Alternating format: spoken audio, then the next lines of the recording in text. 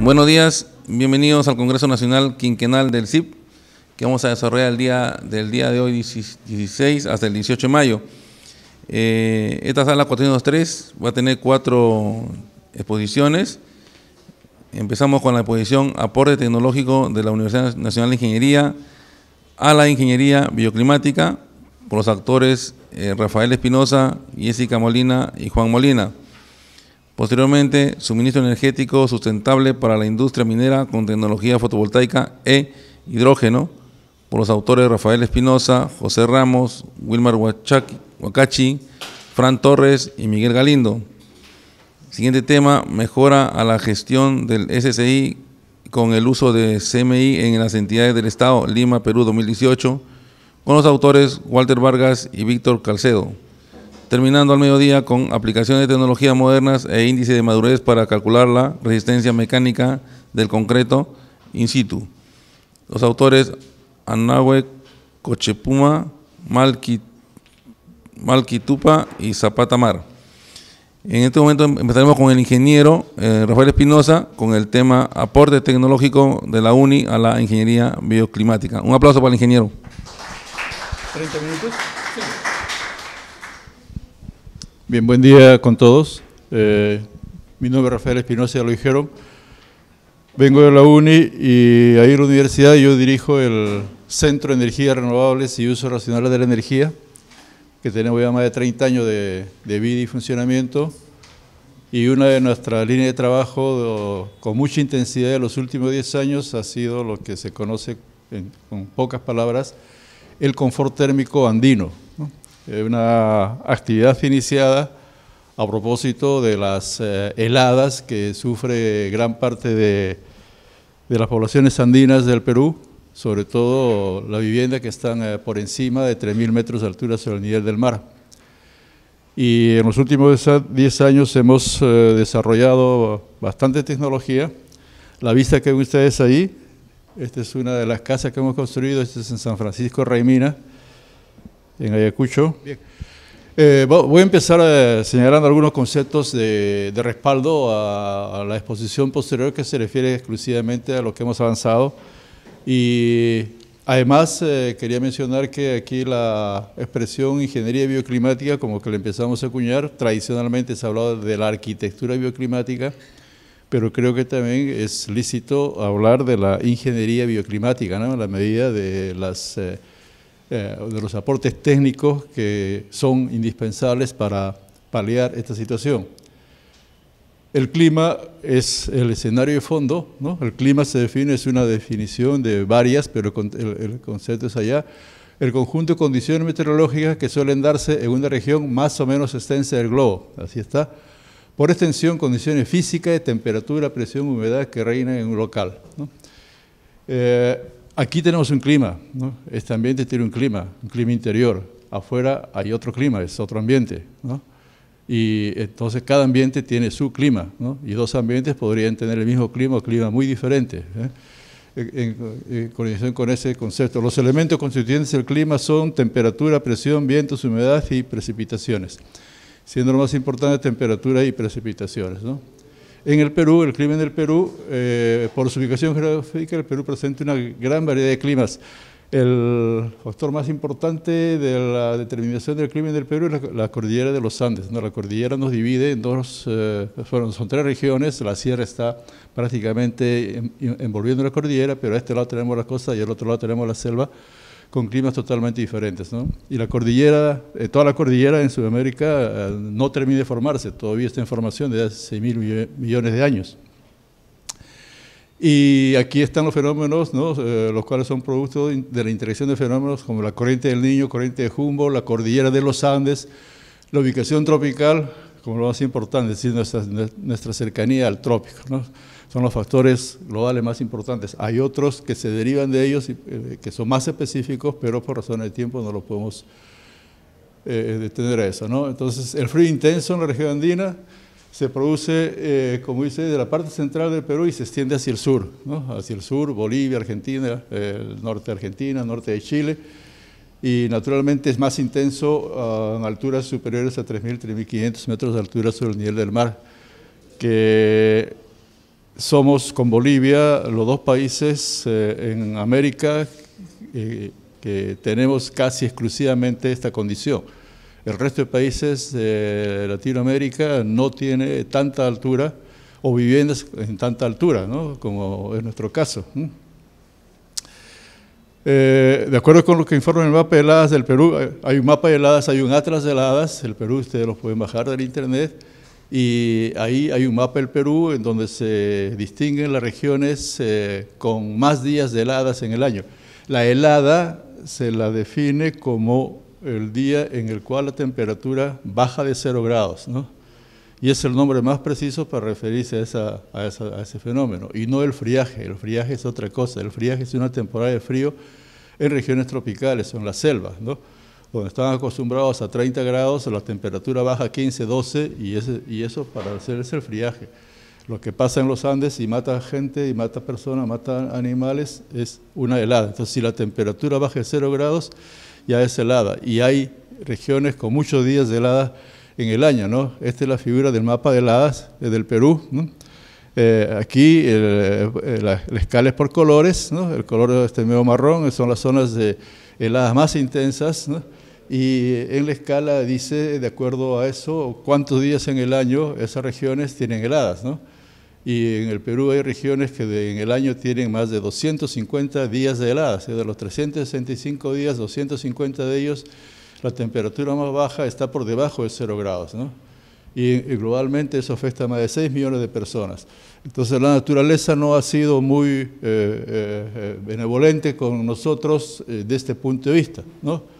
Pero si observamos el mapa de la potencia solar, este es el mapa de radiación solar del Perú, que también tiene una escala de colores. Entonces, la misma zona donde tienen heladas, del punto de vista de radiación solar, es una zona de muy buena radiación solar, ¿no? Así tenemos energía suficiente, bastante energía del sol, precisamente en la zona donde al nivel de la Tierra, ¿no?, tenemos temperaturas extremadamente bajas, ¿no? Entonces es una configuración natural que es lo que venimos aprovechando tecnológicamente, ¿no? Y así en pocas palabras es de cómo meter el sol a las viviendas durante el día y evitar que se salga en la noche, ¿no? Es una frase medio metafórica, pero esa sería, ¿no?, la figura que se desprende de esta realidad, ¿no? Tenemos buen clima solar, buena energía solar todos los días del año, llega una buena cantidad de energía en el año, y todos los días del año tenemos temperaturas extremadamente bajas. Entonces nada más tenemos que imaginarnos la manera técnica, ¿no?, de atrapar ese sol, meterlo a la vivienda y evitar que se salga rápidamente, ¿no? Entonces, el planteamiento del problema es en este gran escenario altamente desfavorable, todos lo sabemos, año tras año, ¿no? Vienen las heladas, mueren personas, mueren animales, mueren niños, y todo el mundo, o una gran parte del Perú, se preocupa, junta frazadas, ropa, etcétera, las mandamos para allá, para que la gente se abrigue por unos días, pero eso no es una solución, ¿no?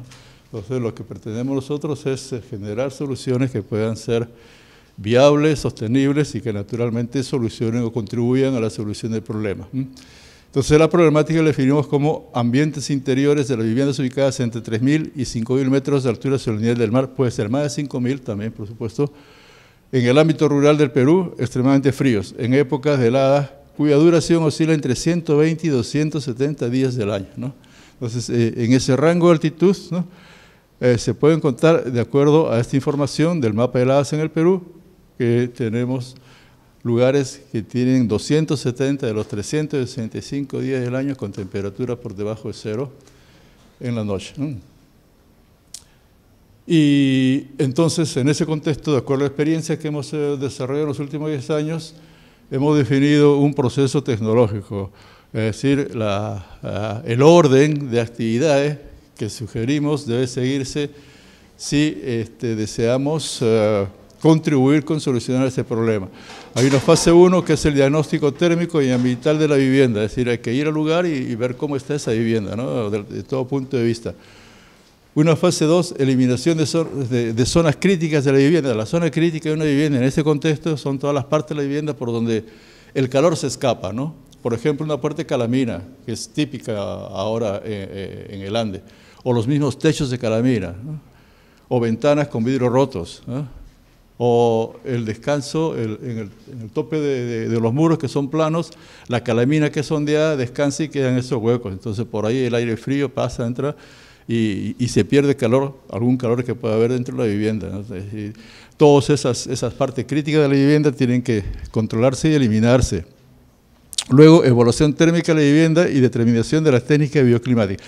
Una técnica bioclimática es la manera de cómo nosotros vamos a evitar, por ejemplo, que el calor se salga de la vivienda. Poner un aislamiento en la pared, o en la ventana, en el techo, en el piso, es una técnica bioclimática, porque está contribuyendo a que el clima interior sea mejor, ¿no? O sea, hay técnicas bioclimáticas que evitan que el calor pase de un ambiente a otro ambiente, ¿no? Y técnicas bioclimáticas que se usan para introducir calor a la vivienda, ¿no? Por ejemplo, cómo lograr que el sol, que lo tenemos arriba, ¿no?, del punto de vista térmico, del punto de vista de energía, entre a la vivienda y se quede ahí, ¿no? Se quede ahí. Lo que nos imaginemos para hacer eso, algún dispositivo, cambios en la envolvente de la vivienda, etcétera, a eso se llama técnica bioclimática. Y entonces hay que, en la fase 3, evaluar la vivienda para ver qué tipo de técnicas bioclimáticas vamos a aplicar, ¿no? Y aquí es donde estamos nosotros generando tecnología. Las técnicas bioclimáticas que venimos aplicando, muchas de ellas las hemos generado, las hemos ideado. Hay algunas, por supuesto, que son tecnologías o técnicas que se han originado en otro sitio, ¿no? Y luego la fase 4 es muy importante, educación bioclimática de los usuarios. Si la gente cada uno de nosotros tenemos costumbres de estar en casa, ¿cierto? De entrar, salir, estar adentro, y una cosa importante es administrar la vivienda como un espacio térmico que lo hemos logrado agregando algunas técnicas en esa vivienda. Si nosotros calentamos este ambiente, ¿no?, de alguna forma podríamos imaginarnos un calefactor, un aparato de aire acondicionado, lo que quiera que sea, y levantamos la temperatura de este ambiente, sería mal que la puerta esté abierta, ¿no? Porque estamos metiendo calor con ese aparato y el calor se va por la puerta abierta o por las ventanas abiertas, ¿eh? Pero si no nos dicen eso, tal vez no nos demos cuenta, ¿no? Y en el caso de las viviendas, particularmente las viviendas andinas, eso de tener las puertas abiertas es una costumbre muy arraigada, ¿no? Porque pasan de un ambiente a otro, y como en esos ambientes todavía no existe tanta delincuencia como existe acá en nuestro medio, entonces las puertas de la vivienda están abiertas, ¿no? Y nadie entra a robar. Pero si hemos calentado la vivienda, esa puerta tendría que estar cerrada, ¿no?, o abrirse y cerrarse adecuadamente. Eso significa esta educación bioclimática, ¿no? O de pronto algunas técnicas bioclimáticas que significan que el usuario a cierta hora debería hacer algo con esa ventana, con ese dispositivo que instalamos, ¿no? Y eso es algo muy importante, porque podríamos tener las mejores técnicas bioclimáticas instaladas en la vivienda, pero si los usuarios no se integran a esas técnicas o no integran las técnicas a su quehacer diario, prácticamente el trabajo no resultaría ser muy efectivo, ¿no? Este es para el caso que vayamos a mejorar una vivienda existente, ¿no?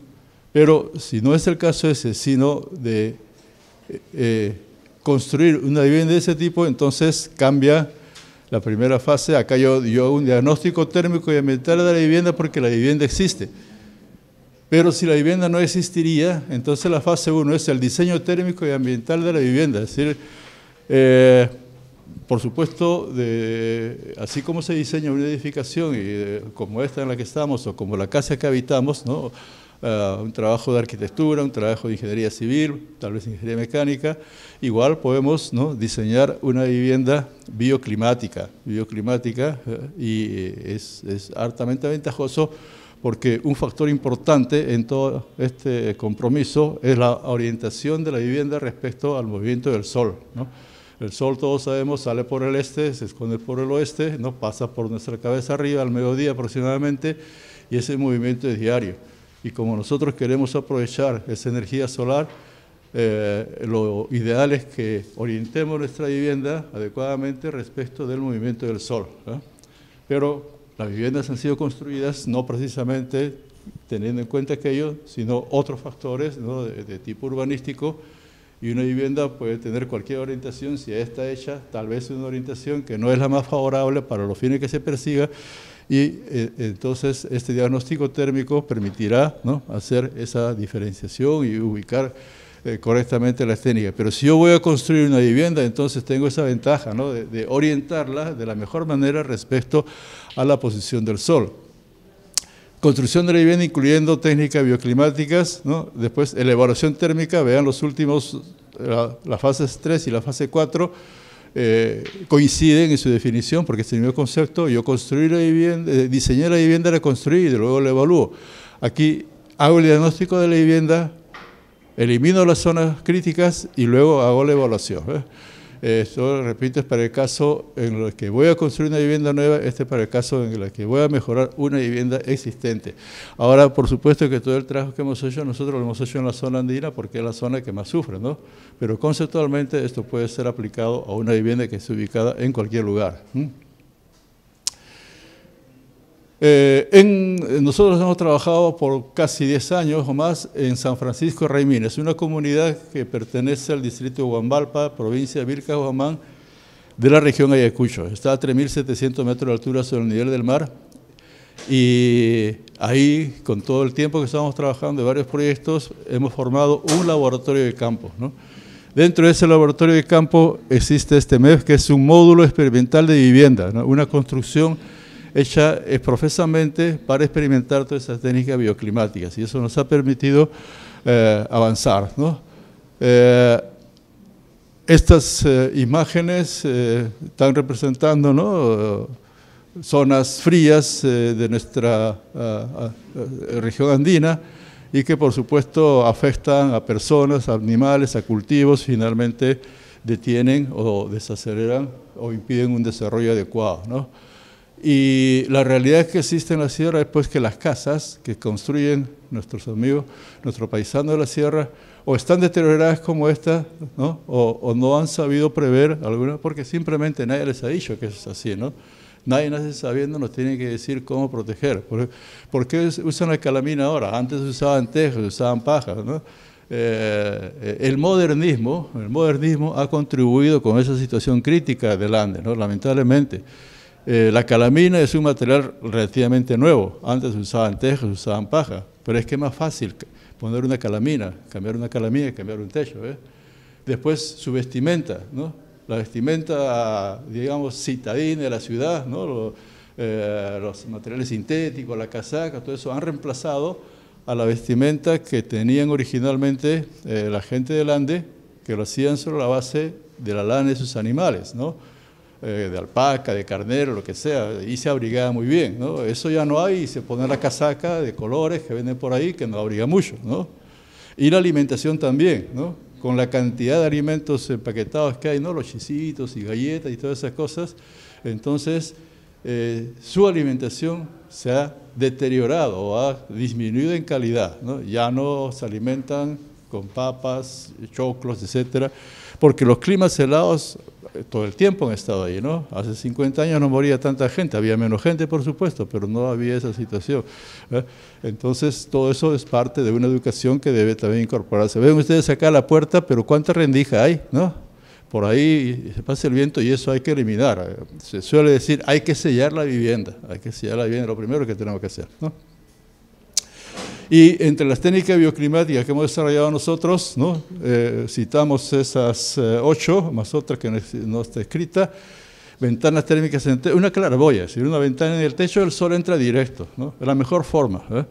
Pero eso necesita un complemento interior. Ese sol que entra directo tiene que calentar un material adentro, y ese material tiene que guardar el calor del día hasta la noche, ¿no? O sea, un material de alta masa térmica. Si no hay esa conjugación, entonces el sol, por ejemplo, acá podemos abrir una ventana, el sol calienta un poquito las carpetas, el piso, pero ese calor no se mantiene en la habitación, ¿no?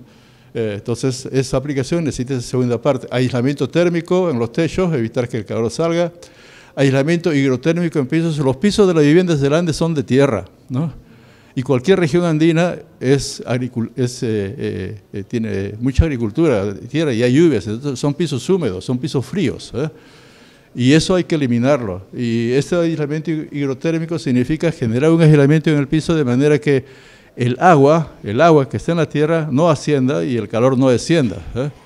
Entonces lo que hacemos, por ejemplo, es poner una cama de piedras, ¿no? Unos 15, 20 centímetros de piedras que rompen la continuidad, ¿no? del agua a través de la tierra.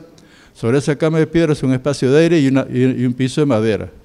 Y con eso ya hemos eliminado, ¿no? esa situación crítica de los pisos. Eso significa aislamiento hidrotérmico. Aislamiento en ventanas. Las ventanas, en principio, los marcos metálicos de las ventanas no deben estar en esta casa. Porque por el metal el calor se fuga, ¿no? Rápido. Eso se llama puentes térmicos, ¿no? Es como si tenemos un depósito de agua, por ejemplo, y le hacemos un hueco, ¿no? El agua sale por allá, ¿no? Igual, si atravesamos una pared con un clavo o un fierro, por ejemplo, y tenemos calor aquí dentro, por ese fierrito el calor se fuga, así como se sale el agua por un hueco. Entonces, todos esos puentes térmicos hay que eliminarlos. Como dice ahí, minimización de intercambios de aire, eso es abrir y cerrar puertas y ventanas a cada momento, ¿no? El aire interior tiene que renovarse, por supuesto, porque eso es una condición de vida, ¿no? Nosotros inhalamos oxígeno, exhalamos CO2, y si el aire no se renueva, el ambiente se satura de CO2 y eso es nocivo, por supuesto, ¿no?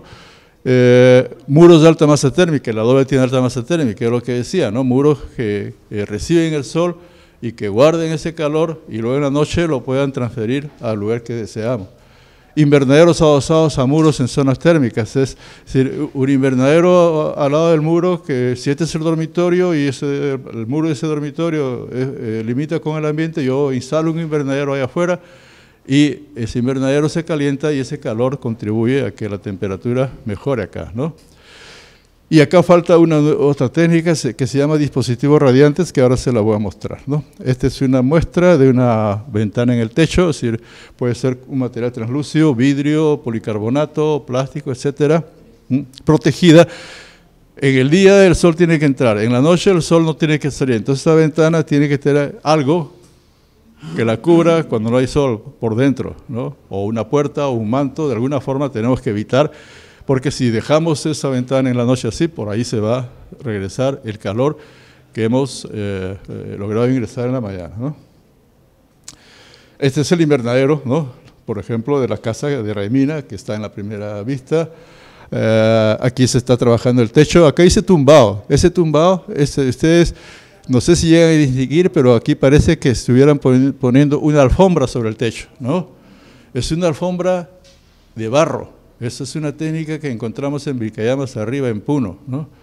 Hacen una mezcla de barro con arcilla y paja de 1 centímetro de espesor sobre el suelo. Cuando está medio húmeda, la enrollan, ¿no? Como se ve acá este rollo, ese rollo lo suben al techo y luego de ahí desenrollan esa alfombra de barro y en el interior uno entra a la casa y ve pues una imagen bonita, ¿no? De un techo de barro, ¿no? Que es la alfombra, esa, aparte de Puno, tal vez en otros sitios lo haya. Y si no, es el uso del ichu para aislamiento. El ichu es el pasto de altura, la paja brava. Es muy buena como aislante. Se puede usar, nosotros estamos experimentando en Ayacucho el uso de aislamiento, la lana de sus carneros, ¿no? Medio kilo de lana de carnero nos permite hacer una colchoneta de 1 metro cuadrado, de 1 metro por 1 metro y 5 centímetros de alto, y eso se puede usar como aislamiento de su techo, ¿no? Y todas las familias de las comunidades andinas siempre tienen un ganado, su ganadito, sus carneros, ¿no? Y tienen 30, 40, 50, 60 cabezas, ¿no? Y no aprovechan bien ese recurso natural, ¿no? Aquí algunas imágenes. Este es San Francisco de Raimina, a 3.700 metros de altura sobre el nivel del mar, que lo hemos hecho. Este es Vilcayamas arriba, a 4.500 metros de altura, un proyecto propio. Estas dos imágenes son en Huancavelica, para un proyecto que nos encargó el Ministerio de Vivienda de hacer esto.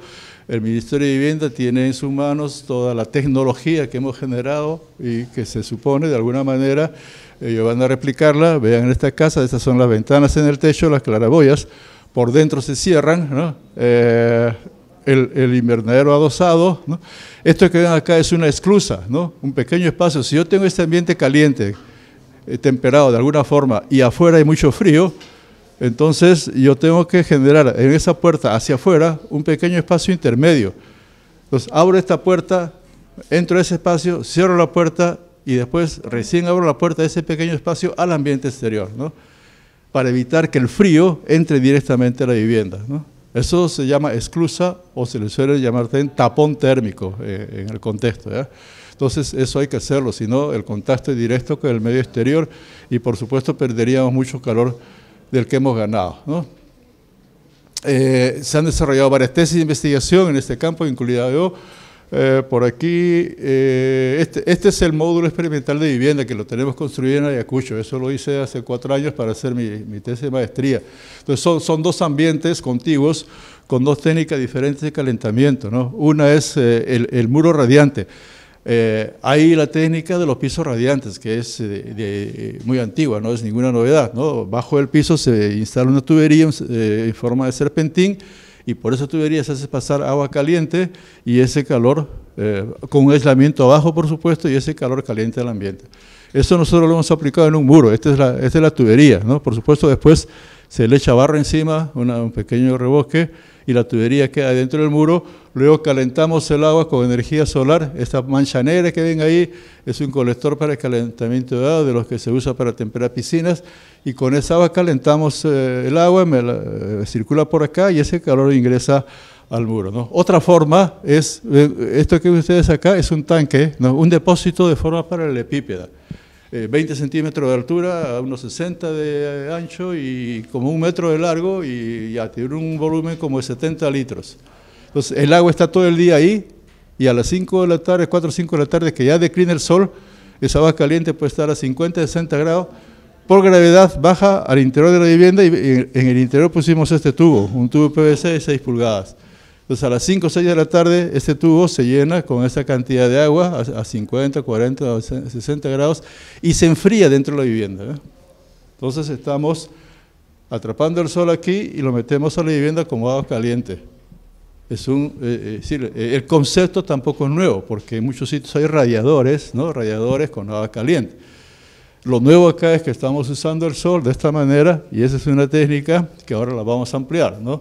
Ahora mismo hemos empezado otro proyecto nuevo en la provincia de Condesuyos, el distrito de Yanaquihue, en Arequipa, pero no para mejorar ambientes interiores de vivienda, sino para mejorar ambientes interiores de escuela, las aulas escolares, ¿no? Donde los niños llegan a las 8 de la mañana y se pelan de frío. Ahí está otra vez la fotografía del módulo experimental de vivienda. Hace un par de años, Juan Molina, que es el coautor de este trabajo,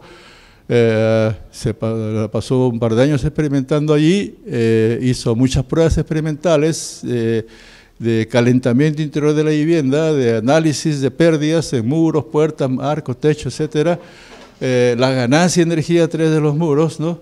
Las pérdidas de energía durante 8 horas. Él durmió varias noches en esa vivienda porque naturalmente es diferente un ambiente deshabitado que un ambiente habitado, ¿no? Las ventanas de este módulo tienen doble vidrio, poner doble vidrio con aire estanco en el medio, una separación de 5 o 6 milímetros, ya el aire es un aislante térmico, y con marco de madera, y adentro todavía una contraventana, es decir, una contraventana es una placa rígida de madera que uno la pone en el vano de la ventana, ¿no? Para contribuir a mejorar el aislamiento térmico global de todo eso, ¿no? Pero esa placa alguien tiene que ponerla, tiene que sacarla, y todas esas prácticas las ha hecho Juan Molina, y el resultado de esas pruebas y mediciones, ¿no? Un trabajo científico, son estas figuras en donde, por ejemplo, acá las pérdidas, este color es por los muros, no es el techo, ¿no? Este color del techo. La mayor cantidad de pérdidas se producen por el techo, la ganancia de energía por los muros, el 63%, por el techo 16%, por las ventanas 21%, es decir, toda la energía que se gana dentro de la vivienda, que procede del sol, ¿no? Tiene esta distribución, mayormente por muro, después por techo y después por ventanas. Esto no quiere decir que en todas las edificaciones la cosa sea así, porque podría cambiar la arquitectura de la edificación, ¿no? Pero hay que atender a los techos, a los muros, a las ventanas, a la llamada envolvente de la vivienda, pisos, muros, techo, ventanas, ¿no? Tienen que ser cuidadosamente trabajados. Hay un compromiso ineludible en este caso, que es la simulación usando programas de computación, ¿no? Hay simulación estática cuando uno trabaja con datos fijos, o la simulación dinámica que hace el recorrido matemático, para decirlo de alguna manera, considerando el tiempo, ¿no? Y hay varios programas computacionales para hacer simulaciones. Uno de ellos muy bueno es el Energy Plus, que es de uso libre. Ese programa lo ha creado el Departamento de Estado de Estados Unidos para que lo aplique cualquier persona que quiera hacer cualquier aplicación, cualquier estudio orientado al ahorro de energía, ¿no? Dentro del contexto de eficiencia energética, de uso racional de la energía. Con ese programa hacemos una simulación. ¿Qué es hacer una simulación? Al programa yo le entrego datos y me ideo una vivienda, por ejemplo, una vivienda cuyos muros sean de adobe, de 30 centímetros de ancho, que tenga 4 ventanas, esa ventana tiene doble vidrio, tiene marco de madera. Es decir, le entrego al programa las características físicas de la vivienda, las dimensiones de los materiales, las propiedades térmicas de los materiales, le entrego como dato también el clima externo, es decir, la insolación, el soleamiento, las temperaturas del ambiente, y le doy como referencia el clima interno que yo quiero, ¿no? Si afuera tengo 0 grados centígrados y adentro tengo 15, necesito 15 grados, esa sería la misión de esta simulación, de obtener la temperatura del interior de la vivienda, ¿no? Dándole todas las características de la vivienda. Entonces, frente a la computadora, yo puedo simular cientos de configuraciones de la vivienda en cuanto a su forma, sus materiales, sus dimensiones, sus características térmicas, y cada configuración al final va a generar una temperatura al interior. Si yo quiero que esa temperatura sea 15 grados, por ejemplo, alguna de esas configuraciones que me imaginé o me ideé, este programa me va a hacer el cálculo correspondiente. Luego entonces, si eso es así, yo construyo esa vivienda. Toda simulación hay que validarla, porque finalmente el resultado es un resultado de un cálculo matemático, ¿no? Y eso, por supuesto, no va a ser precisamente siempre súper exacto. Entonces, el programa me dice, ¿no? Tú tienes una temperatura interior, cuando tu vivienda la construye de esa manera, y luego tengo que validarla, por supuesto, probando el resultado, y eso hemos hecho, y de esa manera tenemos estos resultados y podemos afirmar ahora, ¿no?, cosas como las que están aquí. En general, hay capacidad técnica para hacer esto. A la fecha no se ha terminado de generar todas las técnicas bioclimáticas correspondientes, por supuesto, porque hay bastante diversidad. Por ejemplo, ahora vamos a trabajar en escuelas. Trabajar en una escuela es diferente que en un hogar. Cuando yo trabajo en un hogar, tengo que mejorar la temperatura en las horas de madrugada, que son las horas donde la temperatura es más baja. Ahora que vamos a trabajar en la escuela, tenemos que mejorar la temperatura en las horas matinales, de 7 de la mañana hasta las 12 del día, porque son las horas más críticas, ¿no? La cosa es diferente. Tenemos que generar un calor el día 1 y usarlo el día 2, ¿no? Es decir, el calor que generamos y guardamos hoy, usarlo al día siguiente. Hay mucho que hacer. Lo importante es que toda esta tecnología la tenemos en la universidad, la estamos difundiendo. Con momentos como estos la tiene el Ministerio de Vivienda, pero infortunadamente el siguiente paso no se lo da correctamente. Es decir, a estas alturas ya no deberían presentarse, o no debería presentarse el problema de las heladas en el Perú, como seguramente va a presentarse nuevamente. De acá a un par de meses o un mes vamos a empezar, las noticias van a empezar a llegar, ¿no? Que murieron niños en Puno, murieron niños en Huancavelica, que murieron animales, que se perdieron los cultivos, etcétera, y entonces nos dedicamos a juntar abrigo y lo mandamos otra vez, ¿no? Y el problema queda sin solución. Muy bien, eso es a grandes rasgos lo que hemos hecho, y quedo a su disposición para alguna pregunta si es que lo hubiera.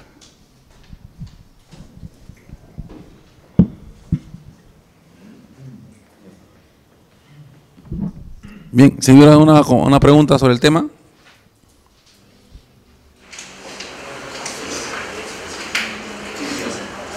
¿Qué pasa con el uso del color negro en la parte exterior de las viviendas? ¿No serviría para retener un poco más el calor? O sea, el color negro en los muros exteriores de la vivienda. Aquí se ve el color negro, pero efectivamente el negro, la propiedad superficial de absortividad tiene que ser elevada, no cercana a 1. Y los cuerpos de color negro, mientras no sean brillantes, va a ser de buena absortividad. Pero no necesariamente tiene que ser negro para tener buena absortividad, ¿no? Y de un lado podría ser eso, ¿no? Pero también esos superficies que tienen buena absortividad tienen excelente emisividad. O sea, con la misma eficacia que captan el calor, después lo irradia. Cualquier cuerpo que se calienta, después irradia, devuelve al ambiente una energía según la ley de radiación. Nosotros acá, cada uno de nosotros, así sentaditos como estamos, por nuestro metabolismo, estamos generando energía y esa energía está pasando en el ambiente. Estamos contribuyendo a calentarnos, ¿no? Y si de alguna manera, por algún motivo, el sol entra aquí, calienta esta superficie, o nos calienta a nosotros, después de esta superficie va a irradiar al ambiente y va a devolver esa energía, ¿no? Entonces, podría ser eso, por supuesto, para que tener el segundo lugar. Por ejemplo, el adobe es un material de buena masa térmica, ¿no? Y el adobe, los adobes tienen 30-40 centímetros de ancho, ¿no? Centímetros. Y todo el día el sol puede estar, o mediodía, calentando un muro de adobe, y naturalmente ese calor del adobe va desplazándose a través de su masa, con una onda térmica, y llega al interior y del interior pasa, ¿no? Pero eso va a suceder mientras esa superficie exterior esté recibiendo el sol. Cuando el sol cambie de posición, ya no recibe el calor, ese adobe deja de calentarse, la onda térmica avanza hasta donde puede, y cuando la temperatura exterior empieza a disminuir 3 o 4 de la tarde, esa onda regresa, ¿no? Y al final se puede mostrar que el calor efectivo que pasa y contribuye ese número puede ser 5 y 10%. Bien, ¿una pregunta adicional? ¿Hay una pregunta adicional? Sí. Bien, un aplauso para el ingeniero, gracias por su participación. Ingeniero, muy amable, gracias. Gracias.